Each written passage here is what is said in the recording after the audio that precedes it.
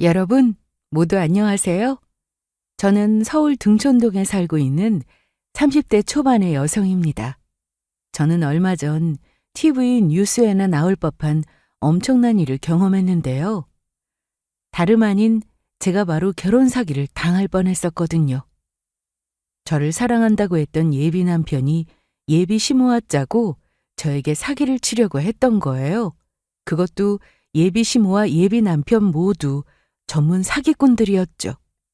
그런 일들이야 뉴스나 인터넷 기사로 보기만 했지 막상 제가 직접 당하고 나니 처음에는 어떻게 해야 할지 모르겠더라고요. 그러나 저도 눈치채지 못했던 위기의 순간, 갑작스레 다시 만난 뜻밖의 인연으로 그 위기의 순간을 모면할 수 있었습니다. 그 인연이 아니었다면 아마 지금쯤 저는 그 사기꾼들에게 당해 제 인생을 망치고 눈물을 흘리며 후회하고 있을 줄 모릅니다. 전 사실 어렸을 적 고아로 자랐어요. 저에게 부모님이 없었던 것은 아니었지만 엄마는 제가 4살 때 교통사고로 일찍 돌아가셨고 그나마 있던 아빠도 엄마가 돌아가시자 매일 술에 의지해 사셨거든요. 그래서 아빠는 알코올 중독에 빠져 저를 제대로 돌보지 못하셨죠. 그냥 일을 하고 퇴근하시고 들어오면 제가 먹을 크림빵이랑 라면을 사오셨는데 전 매일 끼니를 그걸로 때우며 버텼던 것 같아요.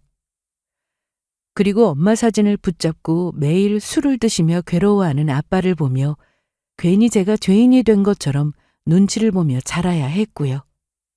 하지만 아빠와 함께 사는 그 시간도 그리 오래 가지는 못했습니다. 그때가 제가 7살 정도 되었을 때인데 그날도 아빠는 퇴근하고 어김없이 술을 잔뜩 드시고 주무셨는데 그 다음 날 일어나지 못하셨거든요.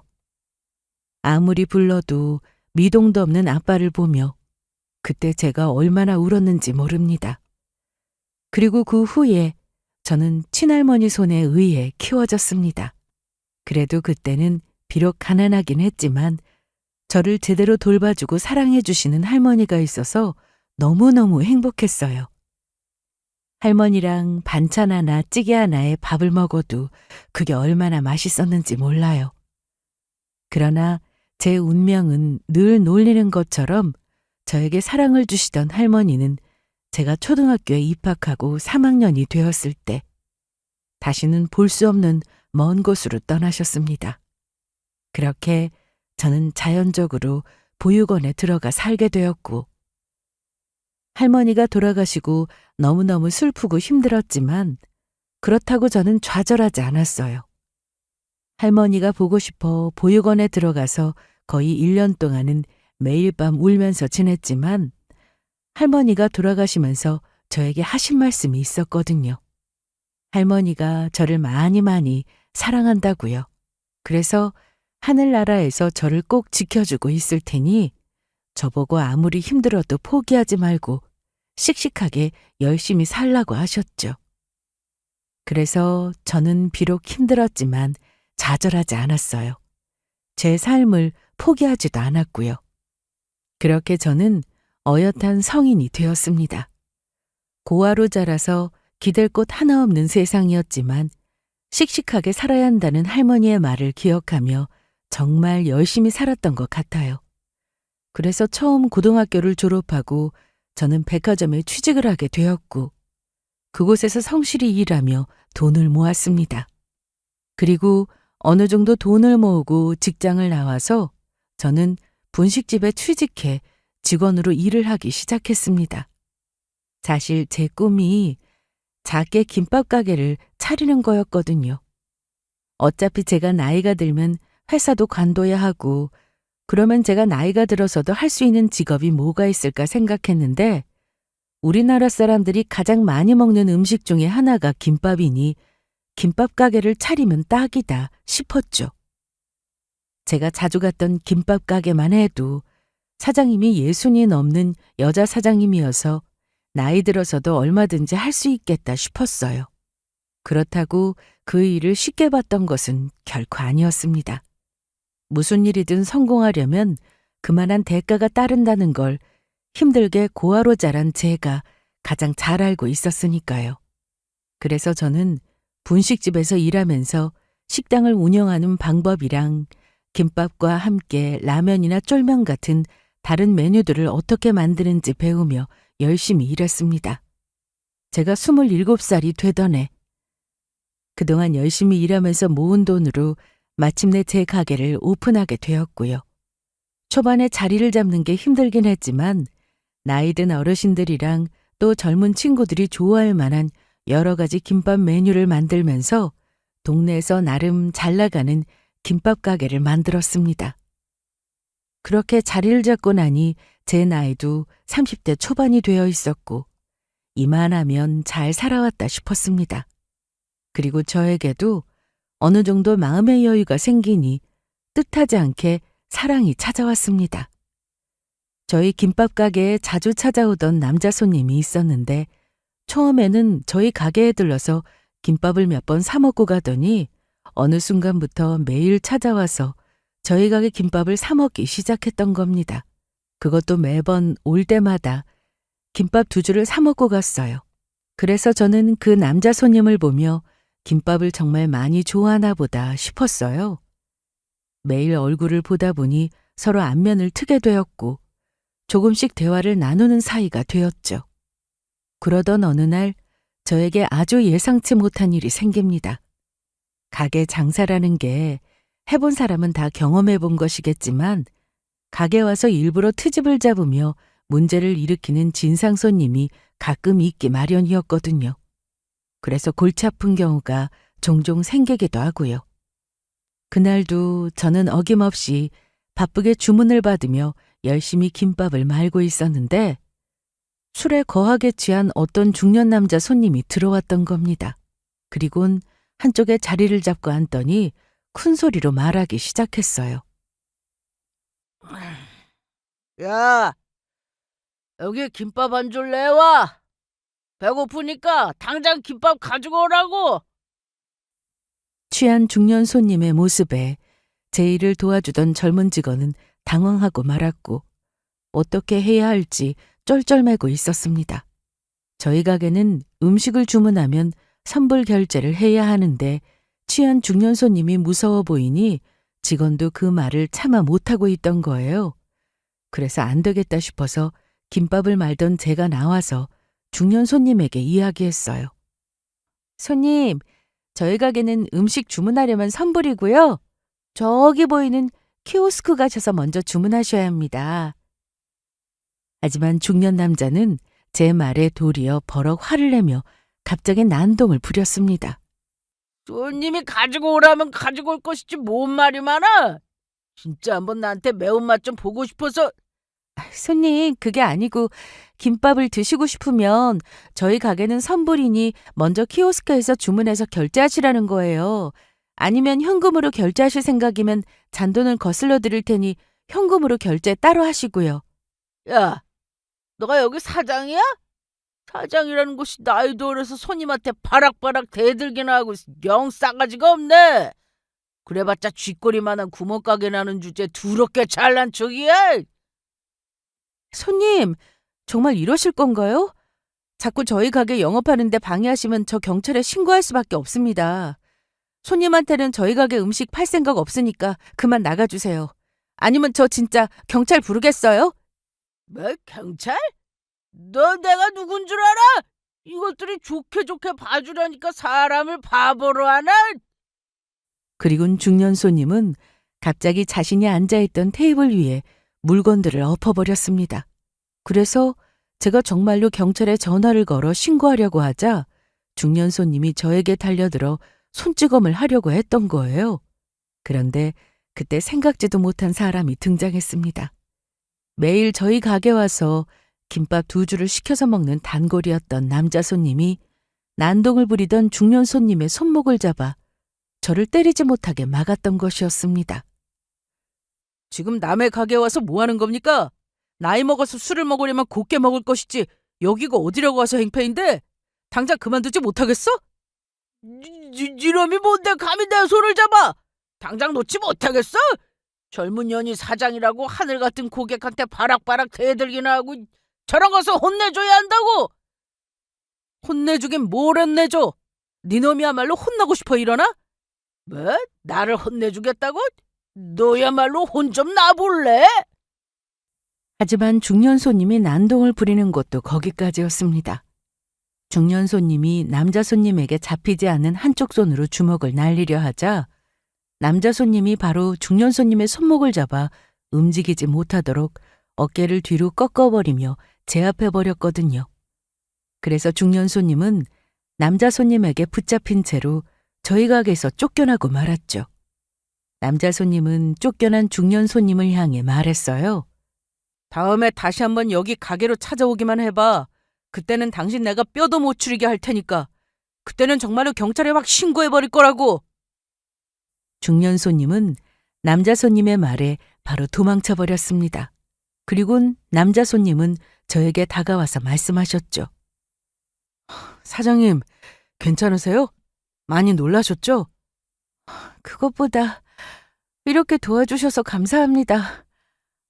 갑자기 저기 가게 들어오더니 술에 취해서 난동을 부려서 사실 조금 겁을 먹었거든요. 정말 감사해요. 아닙니다. 당연히 도와드려야 하는 일이었는걸요. 그나저나 사장님 다치신 곳은 없는 거죠? 그 일을 계기로 남자 손님과 저는 급속도로 가까워졌습니다. 제가 뭐라도 감사함에 보답을 하고 싶다고 하자 남자 손님이 그러면 나중에 맛있는 밥을 사달라고 했던 겁니다. 그렇게 저는 남자 손님에게 밥을 사드리게 되었고 그 후 저희는 서로 연락을 하다가 연인 사이로 발전하게 되었죠. 그리고 사귄 지 9개월 정도 되었을 때 남자친구는 저에게 청혼을 해왔고 저희는 결혼을 약속하게 되었습니다. 그렇게 남자 손님은 남자친구에서 저의 예비 남편이 되었습니다.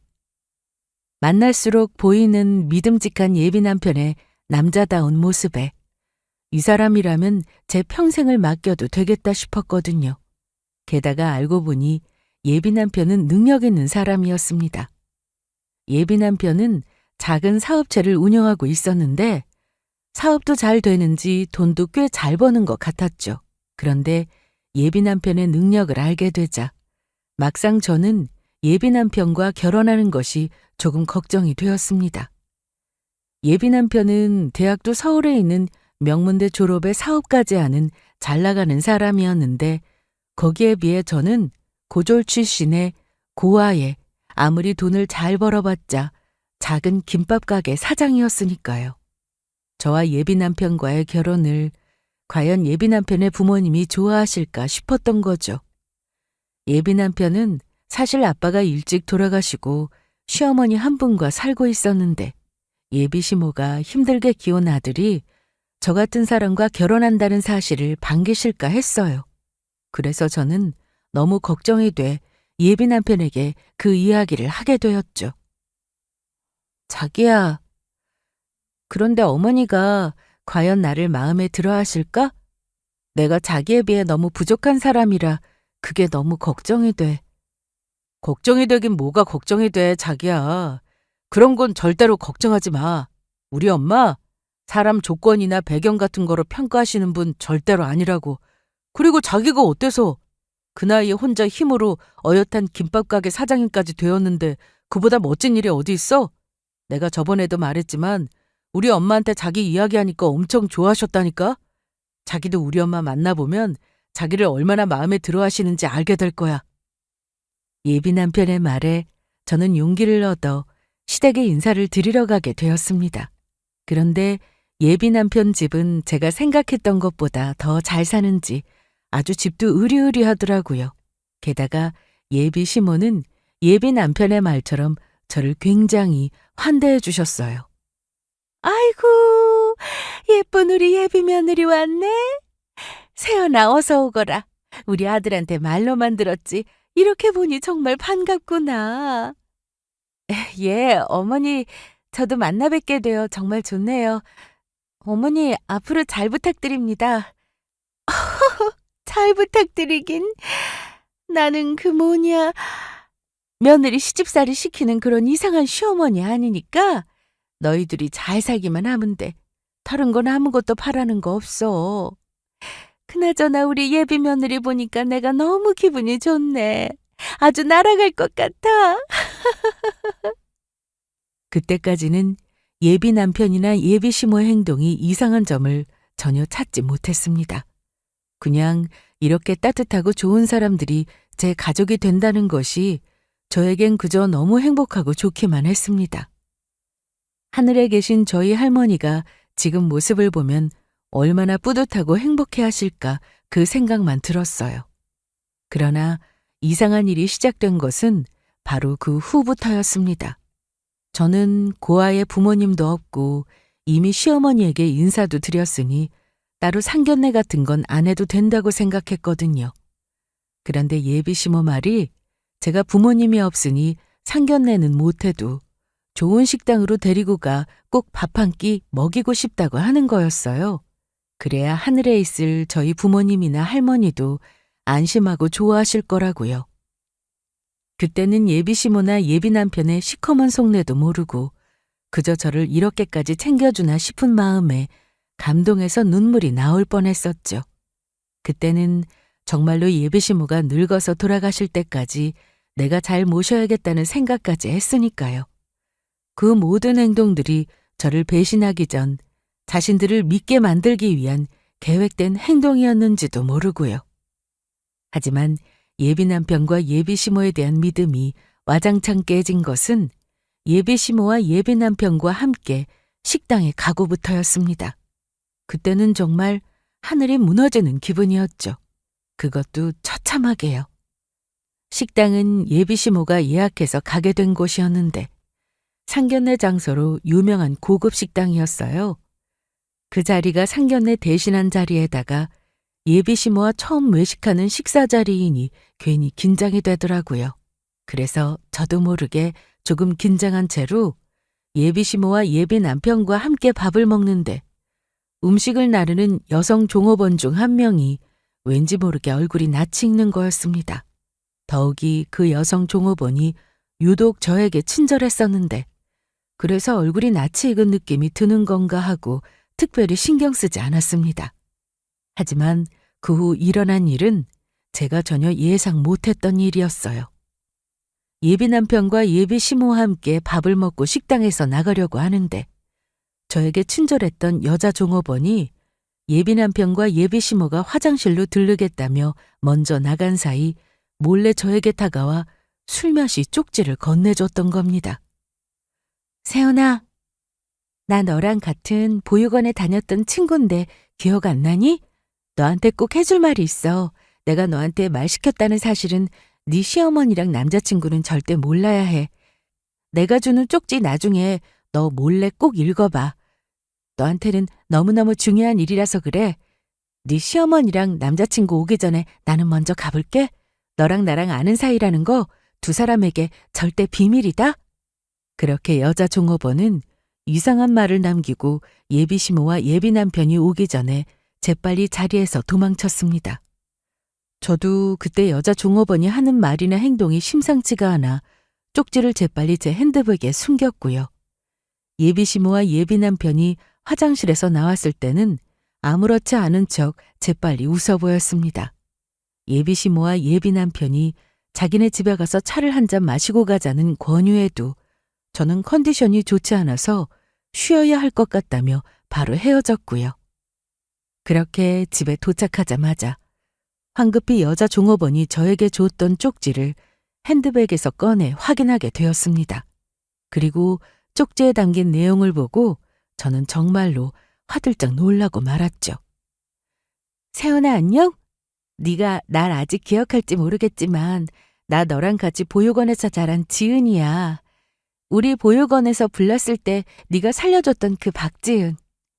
세연아, 너 시어머니랑 남자친구 절대 믿으면 안 돼.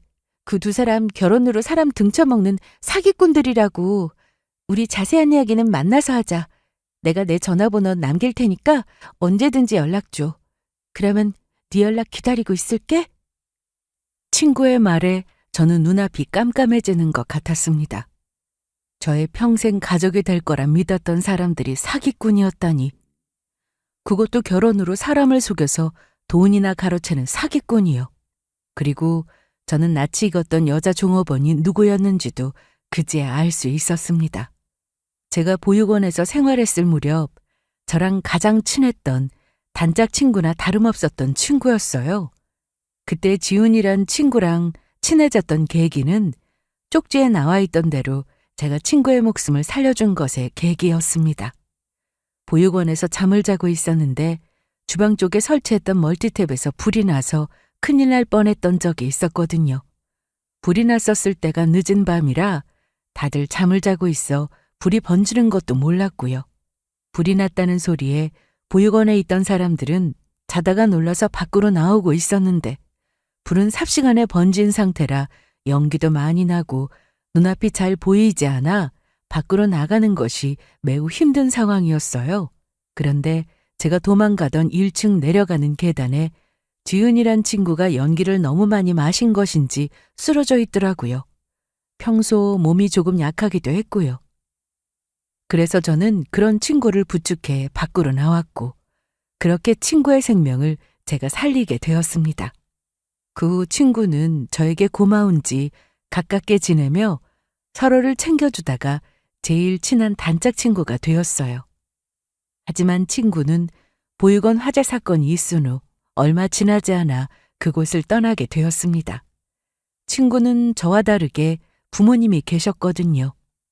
친구 부모님이 생활 형편이 어려워 따로 떨어져 살다가 지은이를 잠시 보육원에 맡긴 거였고 열심히 일해 자리를 잡으면서 바로 친구를 데리고 떠났던 겁니다. 그 후 한동안은 저도 친구도 서로 연락하고 지냈지만 어느 순간 연락이 뜸해지다 아예 끊기게 되었던 것이고요. 그래서 저는 친구가 쪽지에 담긴 전화번호로 바로 연락을 하게 되었고 저희는 그날 저녁 바로 만나게 되었습니다. 저희는 만나자마자 서로를 부둥켜 안으며 얼마나 반가워했는지 모릅니다. 그리고 제가 알지 못했던 친구의 이야기도 알게 되었고요. 친구의 연락이 갑자기 끊겼던 이유가 있더라고요. 친구가 부모님이랑 살다가 중간에 많이 아팠던 적이 있었습니다. 그래서 병원에 입원을 해서 병마와 싸우느라 저에게 연락할 형편이 안 되었던 거였죠. 친구는 병이 완쾌되고 어느 정도 주변을 살필 수 있게 되었을 때가 대학생이 훌쩍 넘을 나이가 되었을 때인데 그때는 이미 제가 보육원에 나온 상태에다가 개인정보라 제 연락처를 보육원에서 알려주지 않았다고 해요. 그리고 그때는 이미 보육원 원장님이며 선생님이 전부 바뀌었을 때라 저도 보육원에 따로 연락을 하고 지내지 않았고요. 그런데 깜짝 놀랄 만한 소식도 알게 되었습니다. 알고 보니 제가 상견례 대신으로 예비 시모와 예비 남편과 함께 밥을 먹었던 식당이 바로 친구의 부모님 것이란 이야기였습니다. 친구 부모님은 친구를 돌보면서 열심히 일을 해서 큰 식당을 운영할 정도로 성공을 하셨던 것이에요. 그래서 친구도 건강해진 후 그런 부모님 식당을 물려받기 위해 종업원으로 일을 배우고 있었던 거고요. 그런 친구에게 들은 예비 시모와 예비 남편의 정보는 실로 엄청난 것이었습니다. 세연아, 지금부터 내가 하는 이야기 너무 놀라지 말고 잘 들어야 해. 너희 시어머니랑 남자친구 내가 말한 대로 진짜 사기꾼이야. 그것도 결혼 사기만 전문으로 하는 전문 사기꾼들이라고. 지은아, 네 말이 정말로 사실이야? 그래. 사실 네가 오늘 우리 부모님 식당에 오기 며칠 전에도 네 시어머니랑 남자친구 다른 여자랑도 왔었어. 그쪽은 여자가 부모님이 다 살아계신지 부모님이랑 같이 와서 밥 먹더라. 나도 사실 세연이 네 시어머니랑 남자친구가 우리 부모님 가게에서 사기치는 거 처음에는 눈치도 못 챘었는데 하도 여러 번 와서 상견례하니까 기억하게 된 거야. 네 시어머니랑 남자친구가 사기치는 거 한두 번이 아니라고. 그리고 네 시어머니가 며칠 전에 다른 여자랑 상견례 왔을 때 화장실에서 다른 사람이랑 통화하던 소리도 엿듣기도 했고 그때 네 시어머니가 뭐라고 그랬냐면 자기 아들이랑 같이 작업할 대상 중에 돈 잘 버는 김밥집 가게 사장이 있다고 했어. 그러면서 그 여자가 고아인데 순진해서 잘 속아 넘어갈 것 같다면서 있는 재산을 전부 탈탈 털어서 빼앗을 거라고 하더라. 그리고 바로 버려버릴 거라고. 그런데 고아라는 사람의 이름을 말하는데 너랑 똑같았던 거야. 그래도 나는 설마 했거든. 그런데 우리 부모님 식당에 도착한 여자 얼굴을 확인하는데 정말로 그 사람이 세연이 너였던 거야. 친구는 그때 아무래도 상황이 심각해 보여서 경찰서에 연락을 해봤다고 하더라고요. 그런데 경찰에서는 친구 말만 믿고 수사를 할 수도 없는 거고 제대로 된 증거를 찾게 되면 그때 연락을 달라고 했다고 하더라고요. 그래서 친구는 예비 시모와 예비 남편이 또다시 오기만을 기다리고 있었고 피해자가 누가 되었든 두 사람이 사기꾼이라는 사실만 알려주려고 했는데 그 사람이 정말로 저여서 깜짝 놀랐다고 했습니다. 저는 친구의 이야기를 듣고 분노할 수밖에 없었어요. 처음부터 예비 남편은 제가 어떤 사람인지 알고 접근했던 것이었으니까요. 제가 김밥 장사를 해 조금 돈을 버는 것 같으니 결혼을 미끼로 저를 이용해서 돈을 뜯어내려고 했던 겁니다. 자기 엄마와 같이 모의해서요. 그래서 저도 그대로 당할 수만은 없어 저에게 사기를 치려고 한 예비 시모와 남편에게 제대로 매운맛을 보여주며 혼쭐을 내주기로 마음먹었죠. 그러자 친구가 저를 돕겠다고 나섰던 겁니다. 제가 없었으면 지금의 자신도 없었을 거라면서 생명의 은인인 저를 꼭 돕고 싶다면서요. 그리고 친구 부모님도 저를 한번 만나보고 싶어 하신다고 하더라고요. 보육원 시절 친구의 목숨을 살려준 저에게 꼭 고맙다고 인사를 하고 싶다고 집에 한번 데리고 오라면서요. 그렇게 저는 며칠 후 친구 부모님을 만나게 되었고 저에게 정말 고마워하셨습니다. 그때 우리 딸 목숨 살려줘서 정말 고마워요. 만약 그때 우리 지은이가 잘못되었으면 저도 우리 남편도 아마 제정신으로 살기 힘들었을 거예요. 형편이 너무너무 힘들어서 우리 딸을 보육원에 맡길 수밖에 없는 상황이었지만 정말 남편이랑 저한테는 세상에서 제일 소중한 보물 같은 아이거든요.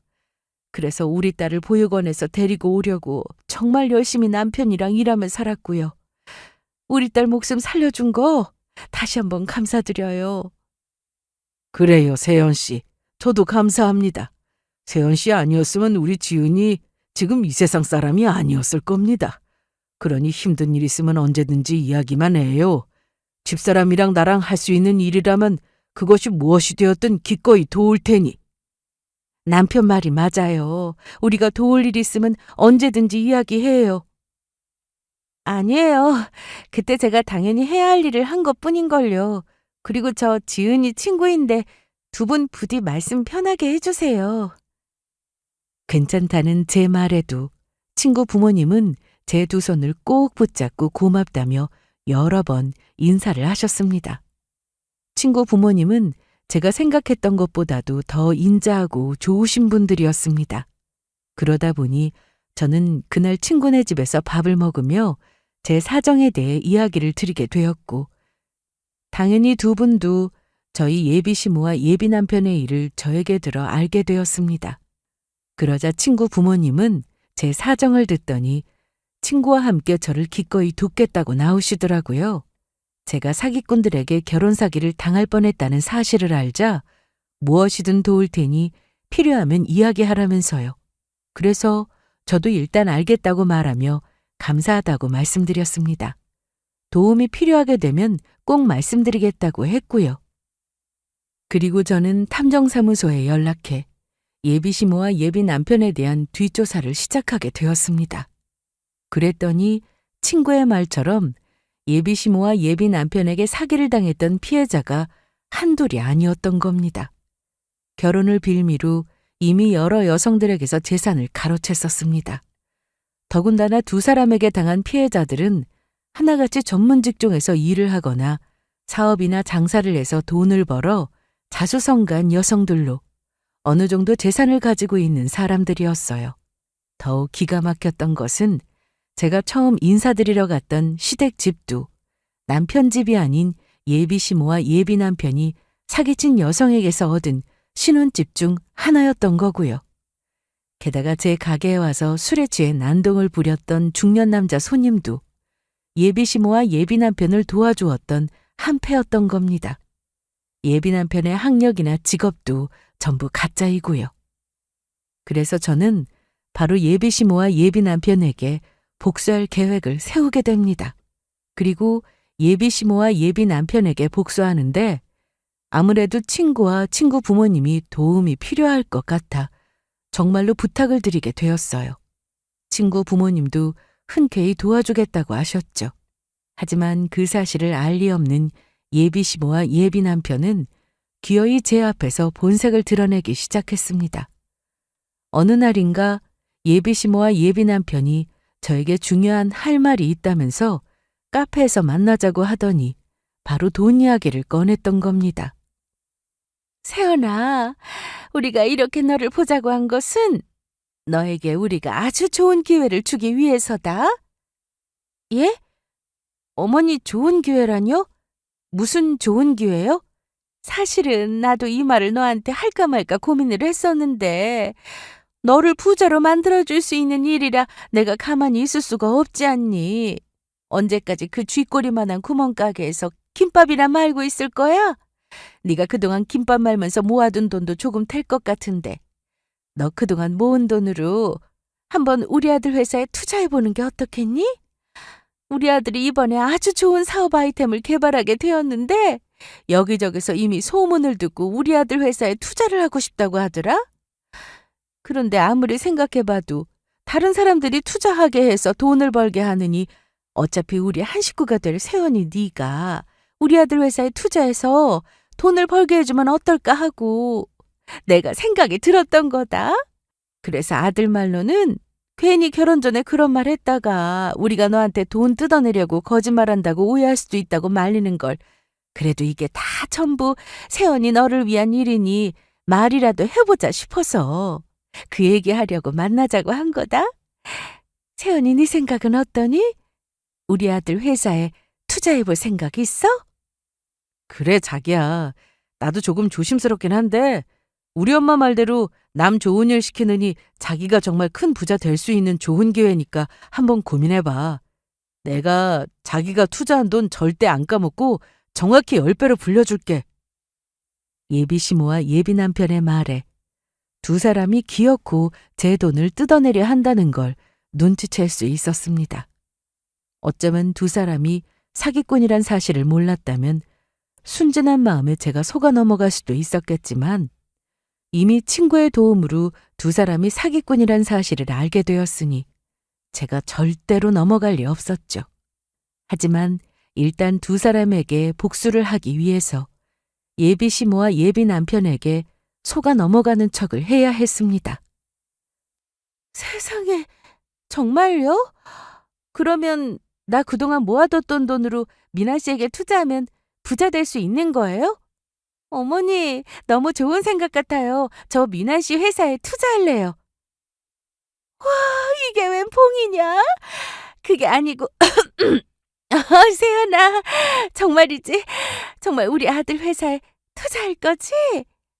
네, 그럼요. 어머니 말대로 우리 이제 한 식구나 마찬가지인데 당연히 제가 투자해야죠. 저도 이제 김밥 많은 거 지긋지긋하고 편하게 놀고 먹으면서 살고 싶다고요. 그래, 알았다.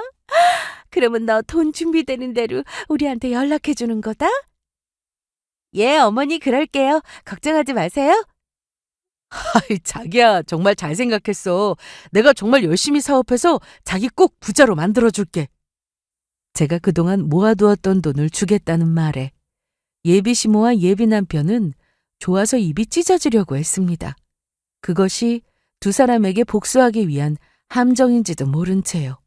그리고 마침내 모든 준비를 마치고 예비 시모와 예비 남편에게 복수할 날이 다가왔습니다. 그래서 저는 일부러 예비 시모에게 전화를 걸어 약속을 잡게 되었어요. 어머니, 그동안 잘 지내셨어요? 어머니한테 안부도 묻고 또 만나서 맛있는 거 사드리고 싶어서 연락드렸어요. 너는 애가 어떻게 된 거냐? 돈 준비되는 대로 연락 주겠다고 했던 애가 요즘 왜 통 연락도 없고 깜깜무소식인 거야? 너 설마 모아둔 돈 없는 거 아니냐? 어머니, 제가 모아둔 돈이 없긴요. 그게 아니라 적금 들어놓은 것도 있고 만기 기다리느라 그랬어요. 그래서 이번에 제가 미난 씨 회사에 투자하기로 한 돈도 준비됐겠다. 어머니랑 미난 씨 직접 만나서 맛있는 거 사드리면서 바로 거기서 통장으로 계좌 이체해드리려고 만나자고 했던 거예요. 세상에, 그게 정말이냐? 그러면 내가 어디로 가면 되니? 우리 아들이랑 어디로 갈까? 그러면 어머니, 이틀 뒤에 제가 말한 식당으로 와주시겠어요? 우리 거기서 만나요. 알겠다, 우리 예쁜 예비 며느리. 그러면 그때 보자. 그리고 정확히 이틀 뒤, 예비 시모와 예비 남편은 제가 말한 식당으로 나오게 되었습니다. 바로 친구 부모님이 하는 식당으로요. 저는 거기에서 모든 걸 끝낼 생각이었죠. 그리고 마침내 제가 친구와 친구 부모님의 도움으로 예약한 룸에서 예비 시모와 예비 남편을 만나게 되었습니다. 그런데 자기들이 사기치기 위해 매번 상견례 장소로 잡은 식당을 제가 약속 장소로 잡아서 만나자고 하니 예비 시모며 예비 남편이며 조금 당황한 것 같더라고요. 맛있는 거 사준다고 하더니 세연이 네가 만나자고 한 곳이 이곳이었냐? 예, 어머니. 그날 여기서 음식을 먹어봤더니 워낙 맛있어서 말이에요. 그래서 제가 여기서 만나자고 했던 거예요. 그런데 어머니, 미난 씨 제가 미리 음식 주문해놨는데 괜찮은 거죠? 그럼 어차피 자기가 오늘 우리 회사 투자해주기로 해서 만나자고 했는데 어떤 걸 먹든 무슨 상관이 있겠어? 그리고 그때 친구랑 친구 엄마가 룸 안으로 음식을 가지고 들어왔습니다. 그런데 예비 시모가 다급한지 저에게 말을 건네더라고요. 그나저나 세연아, 이왕 우리 아들 회사에 투자하기로 한 거 지금 돈 보내주면 어떻겠니? 이왕 밥 먹을 거 신경 쓸 거 없이 편하게 먹고 싶어서 그런다. 그래, 자기야. 엄마 말대로 지금 바로 모바일 뱅킹으로 돈 싸주면 안 되는 거야? 두 사람 입에서 돈을 보내달라는 말이 나오는 순간 저는 이야기했습니다. 아니, 절대 그렇게 못하겠는데? 내가 그동안 고생해서 번 피 같은 내 돈을 너희 같은 인간들에게 줄 것 같아? 절대 못 준다고. 자기야, 갑자기 그게 무슨 말이야? 돈을 못 주겠다니. 그리고 엄마랑 나 같은 인간이 어떤 인간이라고 그렇게 함부로 말을 하는데? 세연이, 너 갑자기 왜 그러는 거냐? 뭐라도 잘못 먹었냐? 시어머니한테 너희라니? 애매협이 없이 자랐다고 지금 막 나오는 거냐? 막 나오는 건 너희들이겠지. 너희들이 말 안 하면 내가 모를 줄 알았어? 처음부터 내 돈 노리고 접근한 거였잖아. 사기꾼들. 사기꾼이라니. 지금 누구 보고 사기꾼이라고 하는 거냐? 그리고 언제 우리가 세연이 네 돈을 노리고 접근했다는 거냐? 엄마 말이 맞아. 자기는 어떻게 아무런 증거도 없이 그런 말을 할 수 있어. 자기가 뭔가 잊은 것 같은데 자기랑 나랑은 결혼하기로 약속한 사이란 말이야. 우리 엄마는 자기 시어머니 될 사람이고 그런데 그런 우리한테 사기꾼이라니 자기 말을 너무 함부로 한다. 아니긴 뭐가 아니야. 내가 그 증거를 똑똑히 보여줄까? 너희들 처음부터 사람 잘못 건드렸어. 여기 식당이 누구 건 줄 알아? 이 식당 나랑 가장 친한 친구 부모님이 하시는 식당이라고. 너희들 그것도 모르고 여기서 나 말고 다른 사기칠 여자 데려와서 여러 번 상견례 했다면서? 그거 여기 있는 내 친구랑 친구 어머님이 전부 봐서 기억하고 있다고. 그러자 이미 제가 예약한 룸에 들어와 음식 서빙을 하고 있던 제 친구와 친구 어머니가 저를 거들기 시작했습니다. 세연아, 네 말이 맞아. 세연이 네 시어머니 될 사람이란 저 미친 아줌마가 가게 화장실에서 너한테 사기쳐서 돈 뜯어낼 거라는 소리 내가 분명히 들어서 기억하고 있어. 너한테 있는 돈 탈탈 털어서 뜯어낸 다음에 버려버릴 거라고 했다고. 그리고 내가 저 인간들 여러 번 여자들 바꿔가며 데리고 와서 상견례하는 걸 얼마나 많이 목격했는데 우리 엄마도 여러 번 봤다고. 안 그래, 엄마? 맞아. 나도 당연히 봤지. 저 사람들 세연이 너 우리 식당에 처음 오기 며칠 전에도 다른 여자랑 그 여자 부모님이랑 같이 와서 상견례까지 하고 갔다. 내 두 눈으로 똑똑히 봐서 기억하고 있어. 전부 들었지? 내가 너희들 가만두지 않을 거야. 경찰에 신고해서 전부 콩밥 먹게 할 거라고. 제 말에 예비 시모와 예비 남편은 깜짝 놀라더니 얼굴이 하얗게 질려서는 저에게 무릎 꿇고 빌기 시작했습니다. 세연아, 우리가 잘못했다. 그러니까 한 번만 우리 좀 봐주면 안 될까? 우리 이번에 들어가면 상습범이라 감방에 오래 있다가 나와야 한다고. 네가 우리가 한 짓 딱 한 번만 눈 감고 봐주면 진짜로 우리 아들이랑 결혼하게 해주마. 너 우리 아들 많이 좋아했잖아. 그래, 자기야. 이번 한 번만 눈 감아주면 내가 정신 차리고 자기랑 열심히 살게. 비록 내가 자기한테 사기치려고 접근했지만 나 정말로 자기 사랑하게 됐다고. 그러니까 내 순정을 짓밟지 말아줘. 순정 같은 소리하고 앉아있네. 이것들이 어디서 약을 팔고 있어? 네가 나를 사랑하게 됐기는 뭘 사랑하게 돼? 너는 사랑하는 사람한테도 전 재산 뜯어내려고 사기치냐? 그리고 내가 미쳤다고 너희 같은 인간 쓰레기들이랑 가족이 될 것 같아? 그러느니 평생 혼자 살고 만다. 그러니까 어디 한번 교도소 들어가서 콩밥 좀 먹으면서 니들이 뭘 잘못했는지 반성하면서 살아. 그때였습니다. 예비 시모와 예비 남편이 돌변한 것은 제 말에 두 사람은 저에게 빌다 말고 벌떡 일어나 도망을 가려고 했던 겁니다. 하지만 두 사람은 한 발짝도 제 앞에서 도망칠 수가 없었습니다. 예비 시모와 예비 남편이 도망치려고 한 순간 여러 사람들이 룸 안으로 우르르 몰려들어 문을 막아버렸으니까요. 바로 예비 시모와 예비 남편에게 결혼 사기를 당한 피해자들이었죠. 제가 사실 탐정사무소에 의뢰해 예비 시모와 예비 남편의 뒷조사를 하면서 사기당한 피해자들에게도 우연치 않게 연락이 닿았거든요. 이미 두 사람에게 당한 피해자들은 예비 시모와 예비 남편을 잡기 위해 서로 연락을 주고받고 있었어요. 그래서 제가 그 피해자들을 예비 시모와 예비 남편이 있는 곳에 일부러 불렀던 겁니다. 두 사람 다 제대로 혼나보라고요. 예비 시모와 예비 남편을 본 사기를 당한 피해 여성분들이 두 사람에게 몰려들었습니다.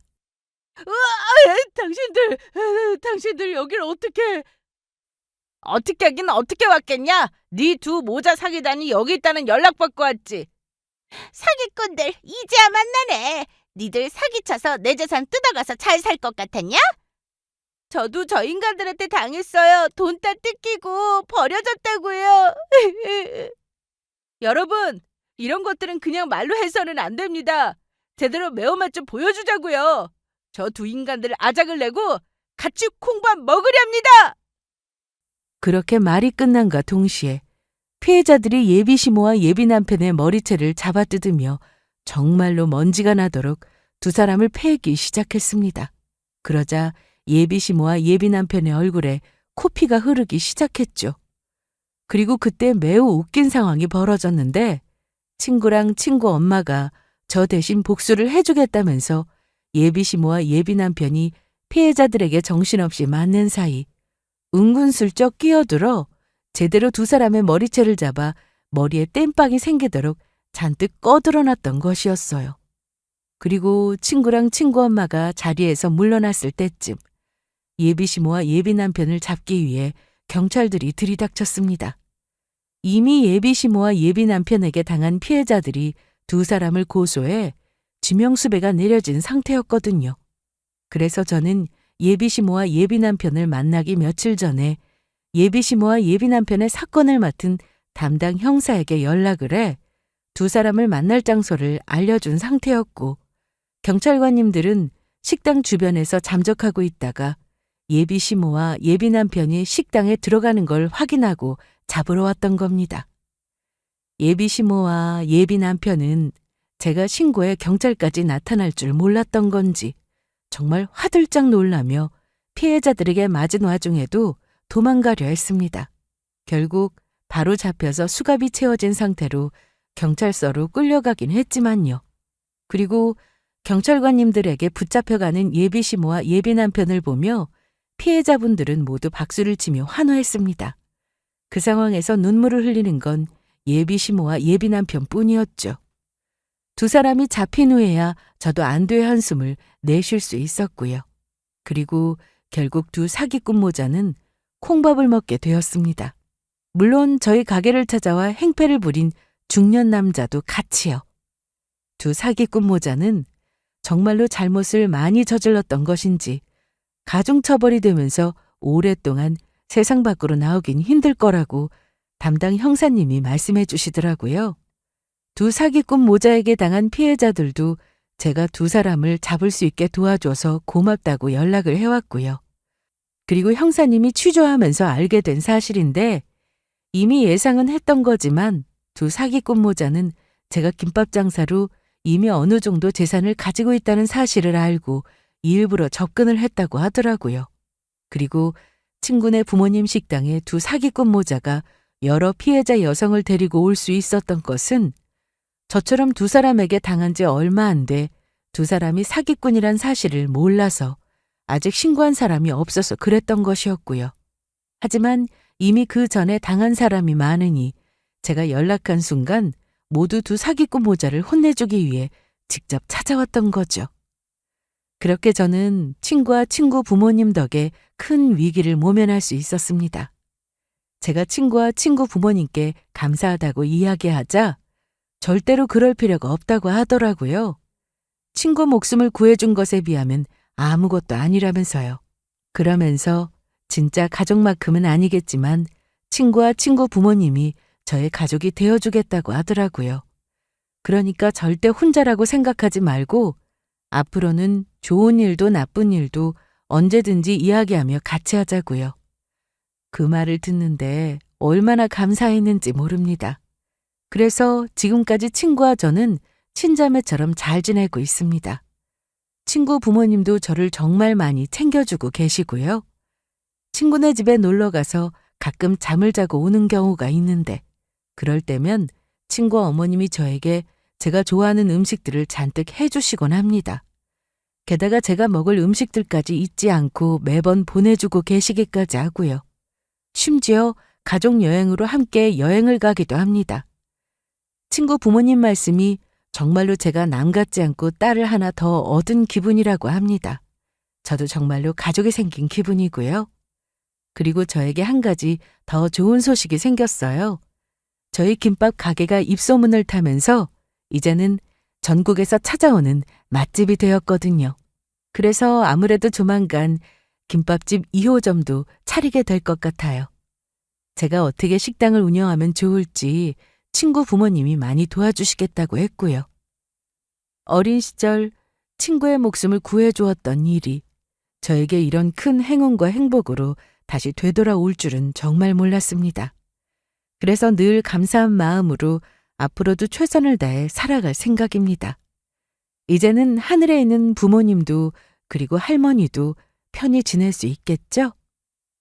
비록 살다 보면 힘들고 고달플 때도 많겠지만 우리 모두 그래도 희망을 잊지 말고 열심히 살아가면 좋겠습니다. 희망이 있어야 우리 삶의 행복도 찾을 수 있을 테니까요. 모두 늘 행복하고 기쁜 일만 가득하길 바라겠습니다. 감사합니다.